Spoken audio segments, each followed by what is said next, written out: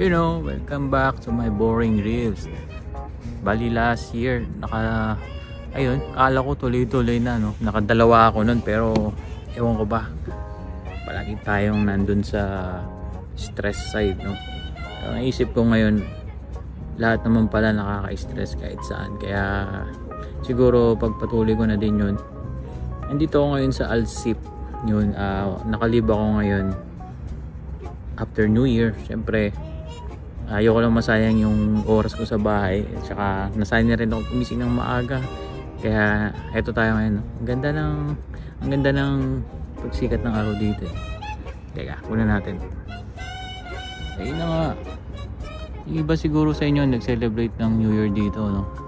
So every 9 PM yata may fireworks dito para sa Dubai Shopping Festival. Ang gamit ko nga pala ngayon si Black Panda. Bali nung last year na umuwi ako, iniwan ko na sa Pinas sa anak ko si Mr. Gray. So Angelo, ingatan mo yun, ha? Love ni Daddy yan. Ayun na nga, diba? Priceless. So yung sulit talaga yung gising mo ng umaga dito. Kuha natin yung picture. Tsaka kwento ko lang, maikling kwento lang to, no? Nung last year January 1, inumpisahan ko yung my stories na day 1 of 365 days. Kasi pinaliwanag ko na rin yun, pinost ko. Pero kasi yung story nun, diba, galing akong trabaho, so pagod ako nun, as 4 na ako nakauwi ng bahay nun ng January 1, umaga, madaling araw. Natulog ako, paggising ko kinabukasan na January 2 ng around 2 AM or basta ganun, 2 AM. Parang grabe yung tulog ko. Tapos sabi ko, hindi ko na-enjoy yung buong araw, umaga ng hapon, gabi ng January 1. Kaya sabi ko, hindi pwede to, no? Parang sabi ko, sayang yung araw. Nang hinayang talaga ako nung araw na yun, na ang dami ko sanang planong gawin nun. Alam mo yun, New Year. Parang sabi nila kung ano yung ginawa mo ng New Year, 10 buong taon ganun ka. So yun nga, 1 buong taon ako halos tulog. Kaya sabi ko, ayun, bibilangin ko yung araw-araw na yun na para, alam mo yun, ma-appreciate ko talaga yung kahit boring yun, gigising ako, alam mo yun. Ang daming challenges nun, na-miss ko din mga ilang araw nun. May araw na hindi ako nakapag-post, na-miss ko kasi wala akong may post, as in, alam mo yung may time talaga na super down ka. Pero sabi ko nun, okay lang to. Sabi ko nun, yung time na yun natutunan ko na rin patawarin yung sarili ko sa mga ganung bagay na parang okay lang yan, bawi ka sa susunod. Binawi ko yun, talagang sabi ko sige, next day, ganun. Una, mahirap kasi syempre yung first 30 days okay yun dahil sumusunod sa kalendaryo. Nung nag-February na, na may 31, 32, 33. Tapos nag-search ako anong pwedeng, alam mo, meron akong website na tagabilang kung ilang araw na siya. Pag hindi ko maalala, may time din na nag-a-alarm ako ng 7:30 AM para hindi ko makalimutan.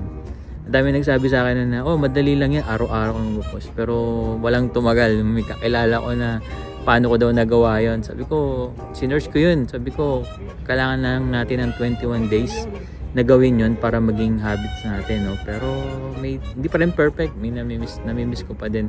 Namiss ko pa din yung mga ibang araw. Siguro mga 5 times. May time na namali ako ng post. Sabi ko, okay lang yan. May time na parang, ewan ko ba, umulit ba ako ng mga picture noon or ano. Pero at least, di ba, end of the day, nakumpleto ko yung 365 days. At ngayon, nandito ako ngayon sa 366 days. Parang, alam mo yung challenge na yun, na alam mo yun na panis na siya. I mean, madali lang. Although madali, hindi ko sinasabing as in super dali. Pero, nasa system na siya ng katawan ko. So yun lang, no? Maikling kwento lang yun na inabot ng 3 minutes sa pagpapaliwanag.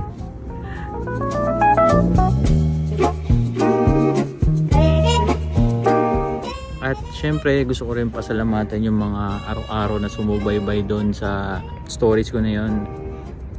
Ano ba tawag yun? 365 days stories, basta kung ano man yung tawag na yun. Sa mga nag-like, sa mga na-inspired, sa mga natuwa, sa mga nag-comment, sa mga nag-heart, sa mga nag-like.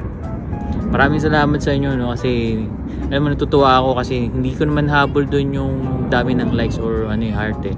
Ang natutuwa ako noon, alam mo yung nakaka-inspired ako. Alam mo, may mga kaibigan ako na nagsimula sila ng ganun ngayon. Alam mo, this year parang alam ko may konting impact yun sa inyo. Sana, 'di ba? Sa akin parang araw-araw paggising mo bago. Parang nag-fail ka kahapon, pagising mo bago na naman, may bagong araw ka, may bago na naman chance. So yun yung 365 days na yun, parang wow, parang sarap. Alam mo yung pinost ko yun pang 365 days. Alam mo, doon pa ako na pressure na parang ano ba yung dapat kong post? Dapat maganda, di ba? Dapat yung pinali kasi ito eh. Tinanghali ako ng gising nun kasi Sunday yun, gabi pa yung pasok nun, 31, December 31. Nag-jogging ako.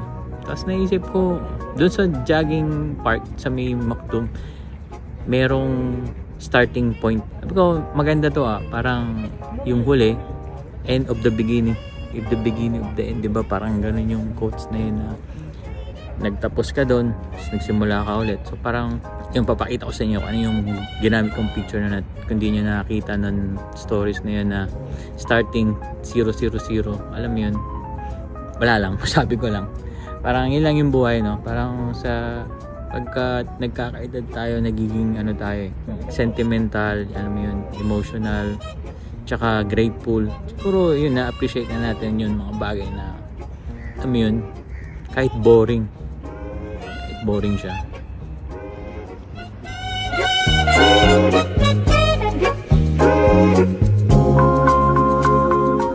Siguro isa sa mga New Year's resolution ko yung 2024, magda-selfie na ako. More selfies to come, you know. Tsaka matuto na makihalubilo. Parang nagkakaroon ako ng panic attack pag maraming tao. Parang kailan ba yung kagabi lang dumaan ako ng night market, alauna na, alam mo, madaling araw, dami pa rin tao. Nihiya ako, diba? Parang feeling ko lahat sila nakatingin sa akin. Yun yung gusto kong alisin.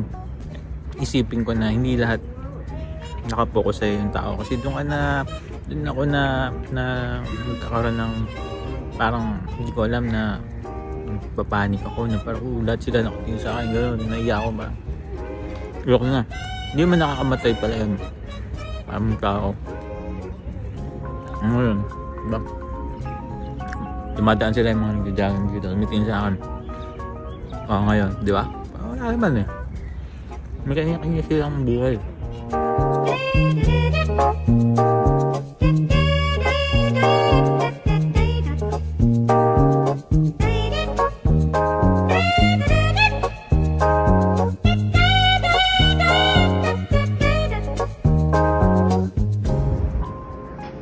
Yun. Siguro dito ko na tatapusin tong boring reels ko kasi boring na. See you!